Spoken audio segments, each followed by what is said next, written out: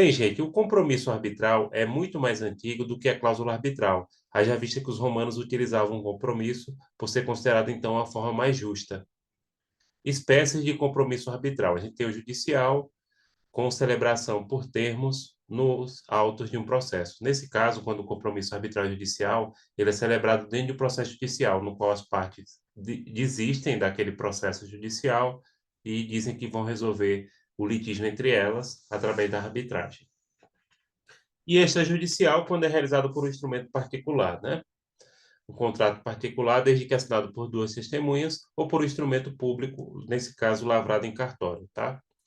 O compromisso arbitral sempre será necessário para o uso da arbitragem, excetuando-se, por óbvio, na situação que contemplar a cláusula compromissória cheia, já que esta, além de determinar a arbitragem para dirimir eventual litígio futuro entre os envolvidos, também apontará com maior precisão os aspectos que nortearão o Instituto. Então, esse compromisso arbitral, ele pode ser substituído pela cláusula compromissória cheia, porque ela já especifica os detalhes todinhos, né?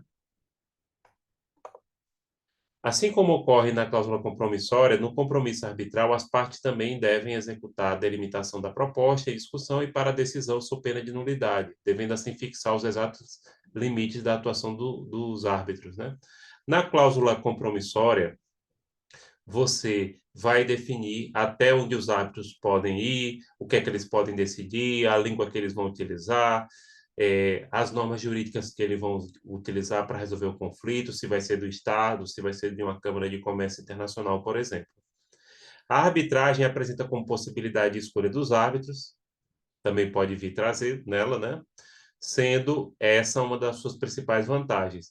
E uma das razões para tal seleção se dá justamente em função das atribuições e dos conhecimentos técnicos que o árbitro tem naquele conteúdo a ser analisado. Outra razão para a seleção se dá em virtude da confiança das partes naquela pessoa física do árbitro, que é outra coisa que a gente já falou aqui, né? O árbitro, ele pode ser uma pessoa super especializada numa determinada área, então no contrato de comércio exterior é mais interessante que o árbitro seja um profissional de relações internacionais de comércio exterior do que um juiz togado de direito. Então, ele vai ser um árbitro super especializado naquele assunto, e aí, lembrando que tem que ter sempre aquela formação, aquela capacitação dentro da arbitragem e mediação de conflitos. É salutar relembrar que na arbitragem não existe a possibilidade de revisão da decisão em sede laudo-arbitral, sendo assim essencial que a escolha se dê em razão das habilidades nessa pessoa, na medida em que será a única a analisar a demanda. Como não cabe recurso da arbitragem, então tem que ter o cuidado de se escolher um árbitro que tenha uma boa capacidade técnica para resolver aquele assunto, porque diferente de um juiz, não cabe recurso na decisão do árbitro, né? Você não vai poder recorrer para tribunais, para desembargadores, para ministros, né? A confiança no árbitro impõe maior crédito em sua decisão, desestimulando qualquer iniciativa, ainda que errônea e incipiente, de esvaziar sua decisão em uma eventual procura pelo Poder Judicial. Nem há possibilidade de procurar o Poder Judiciário se há um compromisso, uma cláusula arbitral, né? Como a gente já falou aqui.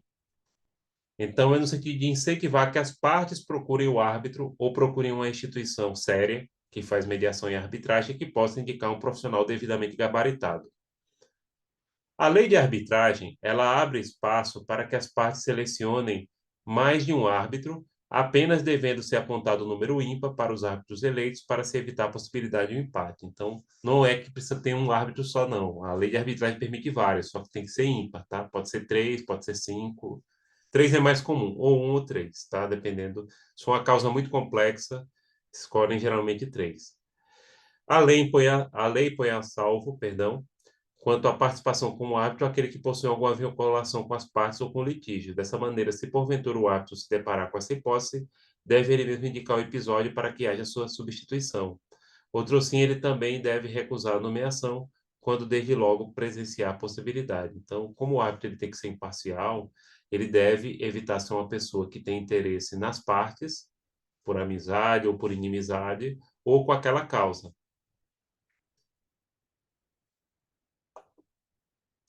Agora, por outro lado, a parte não pode, após estar ciente da causa de impedimento ou suspeição do árbitro, e tendo mesmo assim o aceitado, recusá-la a seguir, pois que essa recusa só pode se dar por fato anterior quando a parte não tiver diretamente nomeado o árbitro ou quando o motivo da recusa vier a ser conhecido apenas posteriormente. Aqui é um detalhe bem interessante.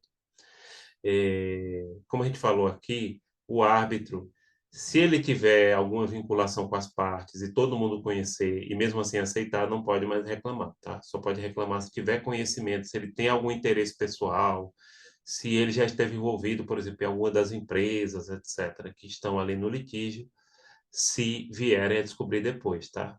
Se isso for informado às partes e elas não fizeram nada, então não pode ser alegado. O fato é que, se o árbitro não puder exercer a sua função por qualquer razão, a norma prevê que se aponte um substituto. Se o compromisso firmado não destacar essa possibilidade, as partes deverão acordar o seu modo de escolha. De novo, se não existir consenso com relação a essa substituição, recairá tal tarefa ao Poder Judiciário. Então, ocorreu algum problema, descobriu que aquele árbitro ali já trabalhou em uma das empresas envolvidas ou tinha interesse naquela causa, pode substituir as partes ou pode até pedir a um juiz que nomeie um outro árbitro, um juiz do Poder Judiciário, né? A lei que disciplina a arbitragem equipara para fins penais o árbitro a um servidor público.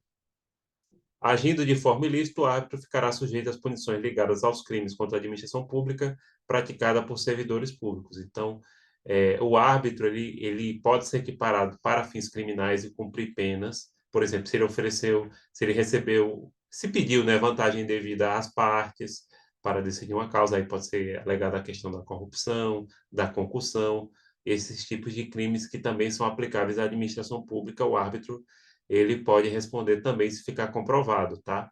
Como se ele fosse, por exemplo, um juiz do Poder Judiciário, né, que é corrupto, tal, que é envolvido nesse tipo de coisa. Bem, pessoal, aqui encerramos